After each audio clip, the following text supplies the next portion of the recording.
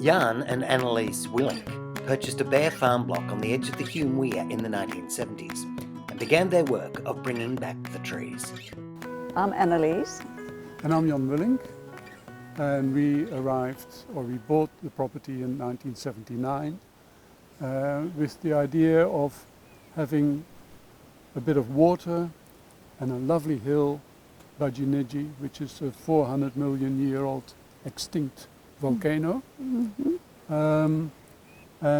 But bare paddocks, only Patterson skers, and a few old trees and a few dead trees. Initially we were interested in planting and making it green, but without much knowledge of what is ideal for this particular area, and with the European knowledge of certain trees that would work well, like poplars, oak trees, and that has since then been superseded by native eucalypts, native plants, and eventually indigenous native plants in the various areas.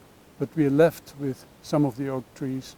We certainly haven't allowed the poplars to continue to grow. So the poplars have all gone, but the oak trees are still here. So the challenge was getting those trees to grow, and in those times just finding those trees to buy was already quite a challenge, because people were not into tubes yet. So we literally bought trees in pots, and we soon discovered that became a very expensive exercise.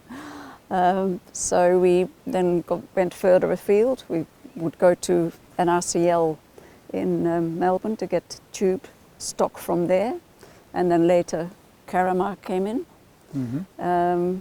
And then Jan started to propagate his own from seeds and from cuttings. We were running sheep with the idea of getting an income, but at the same time making them useful for our purposes, and that is creating an environment that was important for us and not the income itself.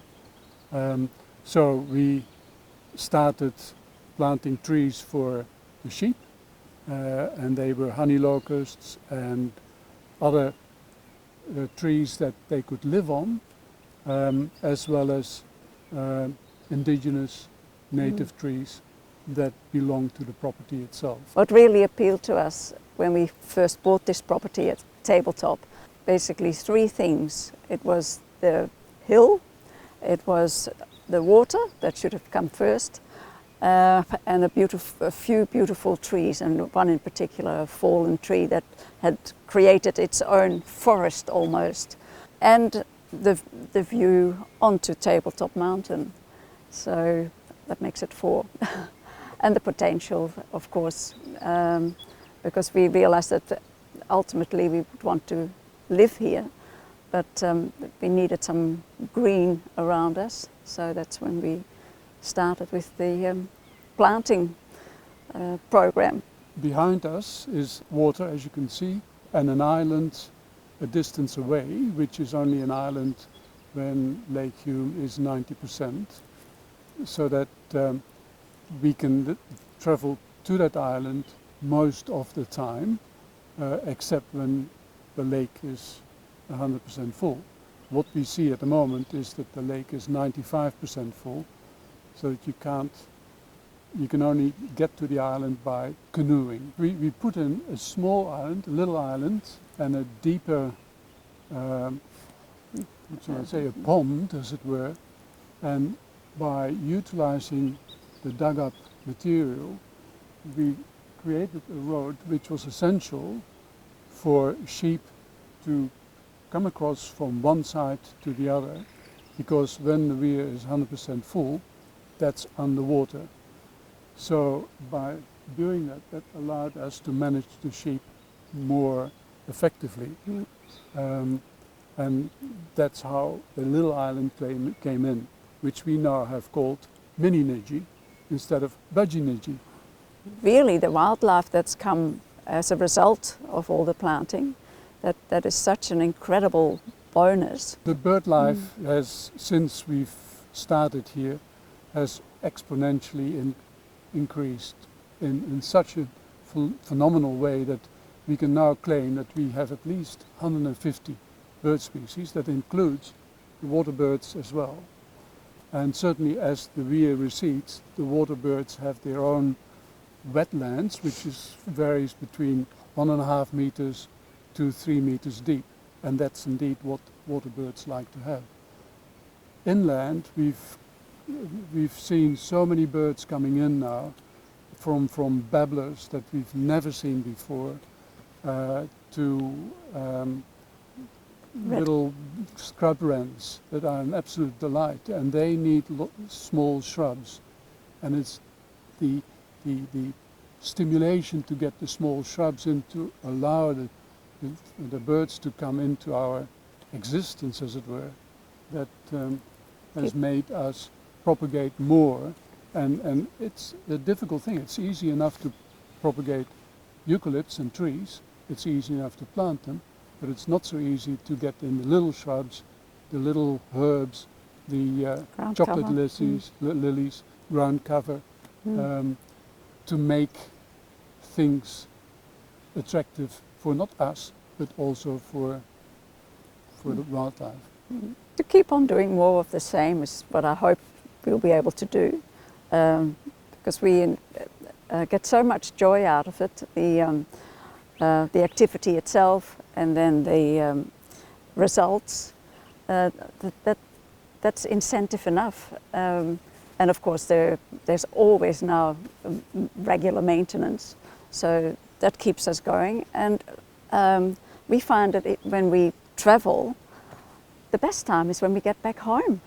We're just so content to be here, so that's my plan for the future, is to stay here as long as we possibly can and keep doing what we're doing. Yep. My plan is to propagate more of the difficult type of herbs, which is really not easy at all. It's, once again, it's easy to put in the trees, but it's not so easy to get the ground cover.